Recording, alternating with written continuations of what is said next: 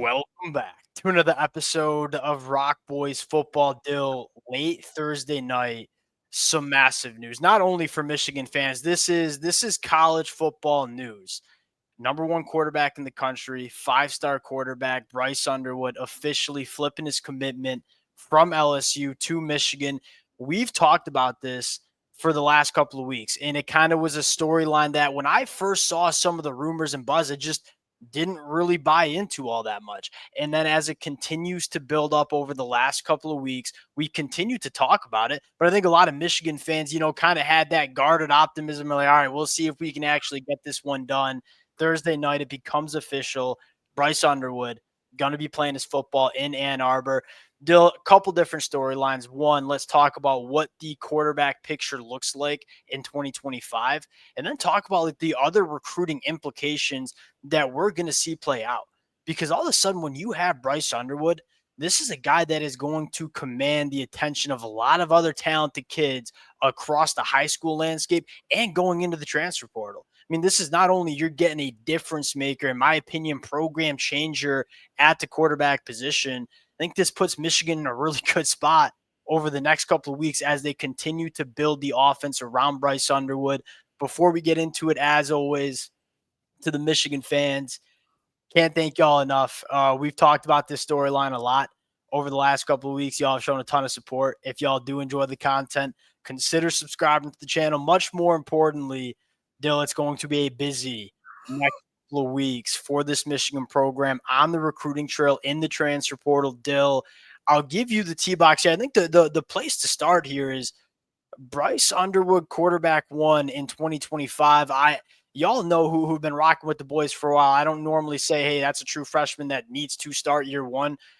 Bryce Underwood's a different cat. We've been kind of saying this all last couple of weeks. Still, Bryce Underwood, quarterback one in 2025. How we feeling about it?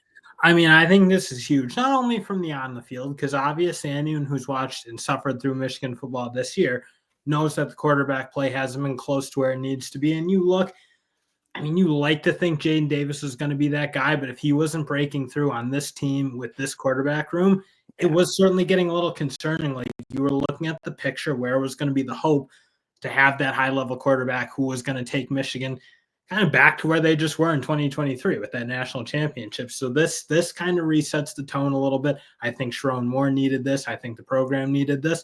Yes. I'd be really frankly surprised if he's not starting game one. Yeah, he for a couple of different reasons. One, he'll be a 3-and-done guy. If things go right, he's going to be going to the NFL draft in a couple of years. So you want to get the 3 years from him.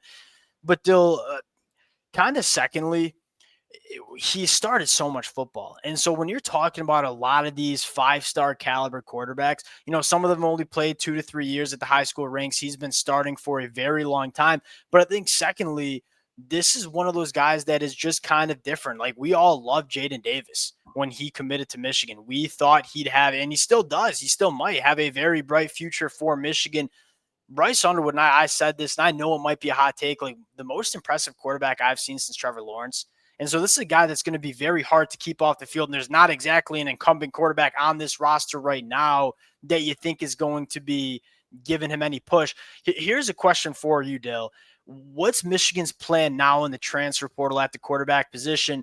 I'd like to ask the Michigan fans this too, because you look at the Michigan quarterback room, and I think there could be a chance that Jaden Davis transfers. I don't think Davis, Warren, Alex Orji, Jaden Denegal, obviously not Jack Tuttle. I don't think there might not be any of them on the roster.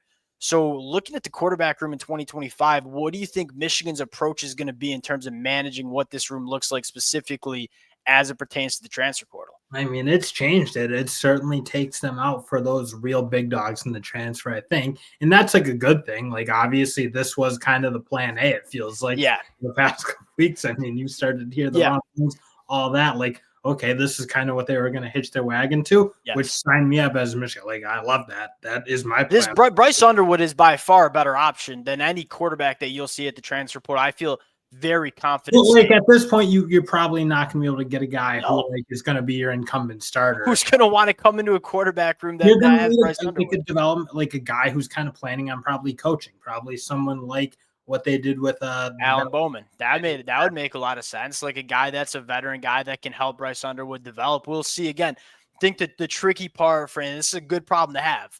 The tricky part is like, all right, how do we get a veteran quarterback in there that wants to come and play in a quarterback room with Bryce Underwood? That'll be what Michigan deals with in the transfer portal. But Dale, this is, again, to me, feels a little bit bigger than just a quarterback. This to me feels like a little bit of a shift in terms of this Michigan program, specifically on offense, where, even with JJ McCarthy, there was an element of just like not letting the leash off this offense. Go back to 2023, it was running the football. JJ McCarthy could have put up some crazy numbers in 2023 if Michigan wanted to use him like that. But Michigan kind of stuck to that. Hey, we're going to run the football, play really good defense. That's still going to be the plan for Michigan, but they're going to unleash this offense a little bit more. But what excites me the most is look at, all these wide receivers that have looked at Michigan, that have visited Michigan, but never signed the papers to Michigan because it's, hey, I just got to see more from this Michigan offense, putting me in a position to be successful. Now you have this guy in Bryce Underwood. Dylan, I think this is a I good don't want to be a hater on the last couple of years because obviously they were super successful and all that, but I think you always kind of had the sense like things had to be so good around the quarterback at Michigan, like to play the way they were playing and not have the explosiveness on offense. Like, again, they even probably could have had more of it in 23. It's just not what they were doing. I think everyone kind of knew that to sustain more success for longer periods of time, you needed to be able to get better players, especially at the offensive skill spots. Certainly starting with the quarterback and being able to be explosive in a real like high powered offense because they just hadn't been under. So we were, as Michigan fans, like closing out the 2025 class. Andrew Olish is getting some buzz around Oregon, getting buzz around Penn State. You feel like this makes him all feel a lot more comfortable about his commitment to Michigan. I think you can say the same thing with Andrew Marsh. They'll look at Derek Meadows. Derek Meadows commits to LSU. A large part of it was because Bryce Underwood was there. Now, Derek Meadows, this always seemed like he took a visit to Michigan a couple weeks ago, and I think it always felt like if Bryce Underwood comes to Michigan, that Derek Meadows might be following. Now, it suddenly opens the door for a guy like Derek Meadows, and if for unfamiliar people around Derek Meadows, 6'5", 200 pounds, elite track and field athlete, this kid from a physical gift standpoint at the wide receiver position, not much better. But I think more importantly, Dill, we've been looking for these wide receivers that can work vertically down the field. We've also been looking for a quarterback that can throw those footballs down the field. I feel like this puts Michigan in a great spot for a guy like Derek Meadows as well. Yep, and you would think, and honestly, to kind of put a bow on it for me, it's just like it feels like Michigan's kind of going to play a different style of football, or like almost be a different type of program where they're going to play ball with everyone. Like at the end of the day, changes are like it or not. Like NIL's made some different things. It's Michigan should be able to compete with the likes of LSU and Alabama and Georgia. Like Michigan has the big inspired fan bases who want to support that team. Shout out Michigan versus everybody. Like I'm really kind of excited to see Michigan kind of playing that ball and doing those things because, again, like it is part of the game. And I think Michigan, if they're going to have sustained success and be able to reload after big seasons, like you need to be able to recruit at a really high level year in and year out. The first year under Sherrone Moore, I think, is starting to make you feel like, again, it took like a while for Harbaugh to build up what he needed to. And it was hard to replace him, obviously, seeing by this year in 24. I think you said it right. I think a lot of optimistic Michigan fans are like, all right, there's not going to be that big of a step back from the 2023 season.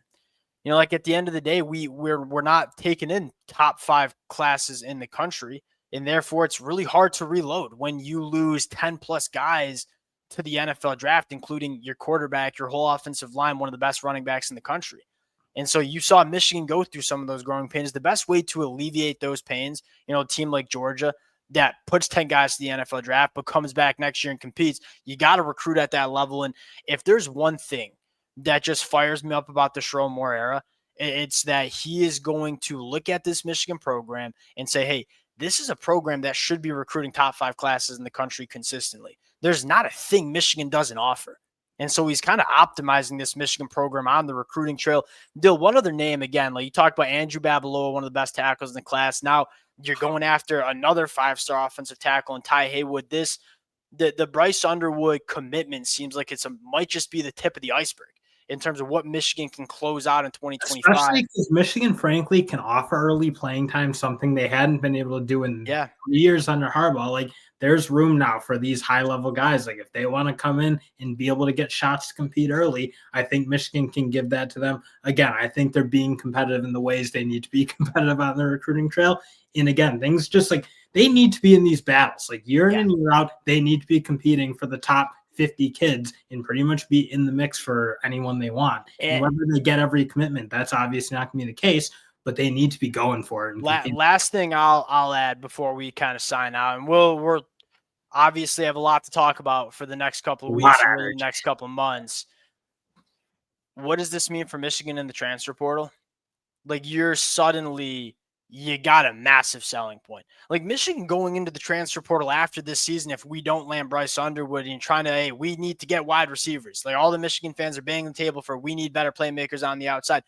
How can you sell those playmakers on the outside to come to Michigan with what you've seen from this offense? Now you have Bryce Underwood say, hey, you come to Michigan, you're going to have one of the most talented quarterbacks in the country throwing you the football. We are fundamentally changing this offense. Not only do you have the chance to have a ton of playing time, but you're going to play in an offense where you're going to be able to cook a little bit. And so I look at this commitment and say, yeah, I mean, quarterback is the most important position on the football field. Michigan fans learned that in a big time way in 2024. Now you only have a really good quarterback, but you're going to be able to build a very, very good team around Bryce Underwood. That's the conversation that we're going to be having for the next couple of weeks. All right, how do we now situate this Michigan offense so that Bryce Underwood can have immediate success as a true freshman? That's the conversation we're going to be having. We'll sign out there. Appreciate you guys rocking with it to the Michigan fans. Remember this night. This is going to be a big one. Appreciate you guys. We'll talk to y'all later. Peace.